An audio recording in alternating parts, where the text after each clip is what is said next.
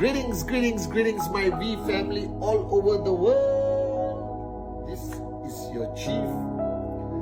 I just landed today from Bangkok after spending a day and a half with Guna JR and Dato Sri Vijay Ishwaran, our grand upline. And when I landed today, I got some sad news. That a teacher of mine, when I was studying in St. Anthony, the school in Teluk Intan, passed away today at the age of 82. His name is Cyril Teo. His full name is John Cyril Teo. He taught me English, and I mention his name in my book, Even a Moron with a Dream. If you have not read the book, you can find it somewhere or photocopy it illegally. I'm cool. Alright? And I mentioned my mom, my dad, Dato Sri Vijay in my book, but I specifically mentioned this teacher, Cyril Teo. Alright? Because as I was growing up as a young boy in my hometown and going to school, there's one teacher that impacted me so greatly that I believe he laid the foundation for who I have become today and the way I live my life ever since I was a young man. And as much as it saddens me that he's no longer with us, I am also grateful that God gave him 82 years to live his life. And I know him, and he lived his life to the fullest. And today, as I was about to start recording this Wednesday message, I want to share how he impacted my life. This is not a tribute to him, okay? My greatest tribute to him is who I became. You may not know him, he doesn't exist online. He was just a government school teacher, just like my mother, just like my father, right? In a time where there was no internet, there was no, social media, a time where a teacher had the ability and the intention to create good men and women from the students they have. Which I believe today, I hope there are still teachers like that, but there are not many teachers like that. These are teachers who looked at you not only as their student, but almost like their child. They were there for you beyond school hours. Alright, you could go to them, even if you're angry at your parents, you could go to their house and ring their doorbell and say, "Teacher, I need to talk." Even when you're hungry, you could go to their house and they would feed you in a small town. And Cyril Teo was a unique teacher. He was somebody who didn't believe in the system. He believed that the system of education was not good enough to create men and women who could reach their true potential. So he conducted his classes very differently. He challenged the status quo. He got us to think beyond books. He taught us to think about life. He was the first one who I would ever hear the word ego or arrogance from. And I was a young kid. Alright? He would walk into class and tell us to close our books, put it back in our bags. And he would talk and ask us questions and ask our opinions about school. And I remember one day he came into class and asked us, "Do you all like sitting in this classroom or should we go outside?" Alright, and you're not allowed to go outside while class is going on, but he didn't care. He challenged the schooling system every single day of its existence. And there were two moments that I remember today, because I was going back in my memory today and remembering how he impacted me. And there were two moments that impacted me tremendously. And I want to share these two moments with you. And I hope that you apply it in your building of your network. I hope you apply it in the way you look at life, the way you deal with people, the way you continue your journey on social enterprise through this ultimate journey of max out or being the best version of yourself. Alright? One day he came to class and he said, let's go to the auditorium. So in our school we had an auditorium where you sit like that, right? And he took us to the auditorium and he took out a video cassette. I know some of you are asking, what's a video cassette? It's a video cassette, and he put it into the video player. And he made us sit down there, miss the next class. A different teacher, he didn't care. He was a rebel. He was truly a warrior. And he made us lock the door so that nobody can come in and chase us to the next class. And we said, sir, are we not going to get in trouble? He said, relax. I will get in trouble. You will not get in trouble. You are just students. So he made us sit down and he played this movie for me, which I hope all of you can find it somewhere on YouTube or Netflix and watch it with your core leadership. He played a movie called Dead Poet Society. Dead Poet Society, the key actor is another great man by the name of Robin Williams. He's a comedian. But in that movie, he played a very serious role with comedy. And Robin Williams passed away, all right, I think last year. A great loss to us. And he played this movie about Dead Poet Society. And Dead Poet Society until today sticks here. Alright? It was a movie about like an international school with all rich kids with high level of discipline. Everyone used a tie and a jacket, that kind of school, you know. A prep school. Alright? Where they prepare people in a different way for the world. And he was a different kind of teacher. And he destroyed their system and tried to create not robots, but tried to create students who would conquer the world, listen to their heart, believe in their dreams, and become free. And that's why I said on my Instagram, never treat your downlines like your employees. Never treat them like your students in a prep school. You understand? That the power of your downlines is the power of freedom. Is the power of freedom of choice, is the entrepreneurship in them. You understand? Don't build a system that will kill that entrepreneurship system just because you want control, just because you want performance. Having performance without entrepreneurship spirit will never be sustainable. You must give them enough belief that they are independent, that they are entrepreneurs. You just have to guide them and push them and empower them and uplift them and create systems that does not kill the entrepreneurship. And Robin Williams in this movie destroyed the system that was creating robots, you know, people who don't think, people who don't feel. And he told them to throw away their books, you understand? And he told them that these books are useless, don't read these books, throw it away. You understand? Let's talk about life and this and that. And he spoke about poetry that had meaning, that had rebelliousness, that you could challenge the status quo, that you are powerful, you are limitless. And the system removed Robin Williams from the school. And there was a scene where Robin Williams came back to the class to take his things. You can find it on YouTube. And the students stood on the table. And the students stood on the table and repeated a poem which had the words, "Oh Captain, my Captain." Alright? And this teacher, Cyril Theo, was once removed from my class. I don't know why, but he was removed. And the day he left us, his last day in class, I stood on the table and my friends stood on the table and we repeated this poem from Dead Poet Society, "Oh Captain, my Captain." Alright? And he didn't teach us after that anymore.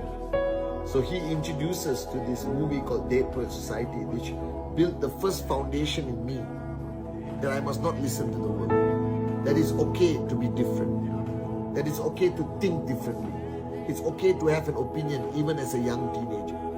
It's okay to believe in the impossible. It's okay to dream even if I'm from a small town and the chances of success was almost zero for me, statistically speaking. You understand?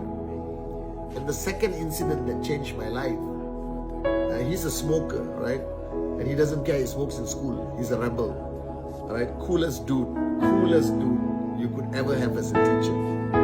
So one day he was in the cars are parked in school, and he was standing there and he was smoking. And I walked past and he called me, he said, "Come here." Right? And he did his mentoring, you know, with a cigarette in his hand in school. Alright, that's how cool he was.